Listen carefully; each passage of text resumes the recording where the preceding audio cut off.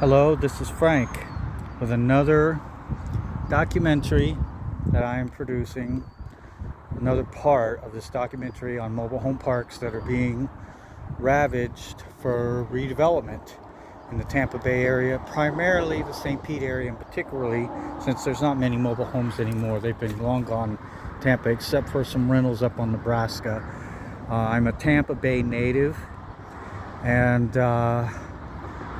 currently live in a mobile home park, which is actually my first home, which I'm pretty close to losing, I think, under the terms that they've got recently set for me. So it must be set to be developed real soon. In the last couple of years, I have watched a lot of development. This site was originally called developing firm Aya, I think, or something like that. And this thing is huge. So I'm going to show you. This was a big mobile home park. In the middle, you'll see that they have dug like a big lake. Well, that lake didn't exist. This is man-made lake. They've put a lot of sewage pipes. So it's like a big giant retention pond. So I guess they're gonna make like a 4-story or 5-story building here. But a lot of land is just being turned into a big lake where homes were. And there was like 500 homes. Now you can see that's a mobile home park. That one, since this one is done, they're going to move right over to that. A lot of homes were lost. My question is, how did the people leave? I don't have the money and the research to look into that.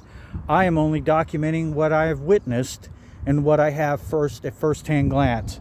I do not have the details, but I can tell you from my park, we're being screwed out of our homes. And some of us are missing. We have a number of people in my mobile home park that are missing, and I know we're on the verge of being redeveloped. A whole bunch of Hispanics got moved in, and it's just an effort to get it set up for a redeveloper to come in there and take over the park. And they're not going to pay us for our trailers. That isn't something that has been whispered off-site to me for a while, and I'm not going to get paid for a home I own. And I'm not happy because then I'm on the street or I'm living in a motel room. So this is a big mobile home thing. So Aya's sign has been removed. The developer, the original person that demoed the land, the firm that has purchased the land and got it set up for a developer to come in, this is it. And I can't tell you how long it's took them to get to this point, but it took a lot of time. They spent a lot of time just putting big pipes in. So here you go. But there's no more Aya sign. So maybe another construction company has took over. Another construction company has bought out Aya or something. So anyhow, I'm gonna ride down over here and get a little more look at it, but it's all fenced off. And this huge pond that they've dug out, this is man-made. Oh, this is where some homes were. That is man-made. It did not exist until this year. That's a man-made lake, people. A man-made lake just for the sake of it, where homes were. Okay? And this is one of many mobile home parks in the St. Pete area. The thing about mobile home parks, and St. Pete was noted for being a retirement area.